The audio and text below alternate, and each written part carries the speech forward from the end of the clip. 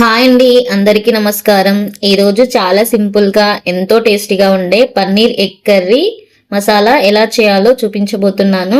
ఈ కాంబినేషన్ ఎప్పుడైనా ట్రై చేశారా? చాలా బాగుంటుంది. పన్నీర్ సాఫ్ట్నెస్, గుడ్ల రుచి కలిస్తే ఈ కర్రీకి వచ్చే టేస్ట్ మాత్రం సూపర్గా ఉంటుందండి. ఈ కర్రీ చపాతీలోకైనా అన్నంలోకైనా రుచి అద్భుతంగా ఉంటుంది. ఇంకా పూరీలోకి మాత్రం నెక్స్ట్ లెవెల్ ఉంటుంది. ఎలా చేయాలో వీడియోలో చూద్దాం.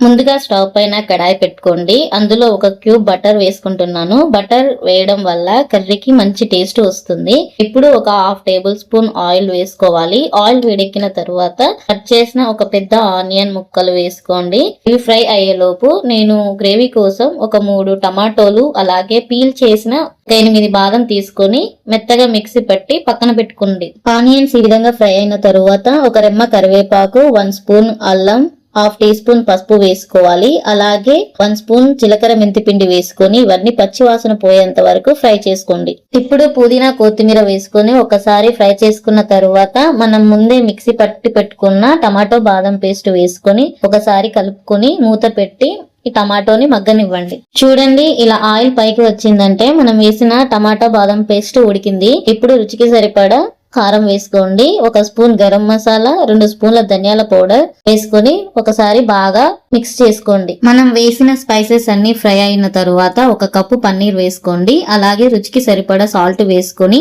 బాగా పన్నీర్ ని స్మాష్ చేసుకుంటూ కలుపుకోండి. ఇప్పుడు గ్రేవీకి సరిపడా వాటర్ పోసుకోవాలి. ఇలా కలుపుకున్న తరువాత మూత పెట్టి ఒక 1 మినిట్ ఉడికించుకోండి. 1 మినిట్ తర్వాత మూత తీసి చూడండి, మనకు ఆయిల్ చక్కగా పైకి వచ్చింది కదా. ఇప్పుడు ముందే ఉడికించి పెట్టుకున్న ఎగ్స్ వేసుకొని ఒకసారి కలుపుకోండి. తరువాత 2 స్పూన్ల ఫ్రెష్ క్రీమ్ వేసుకోవాలి.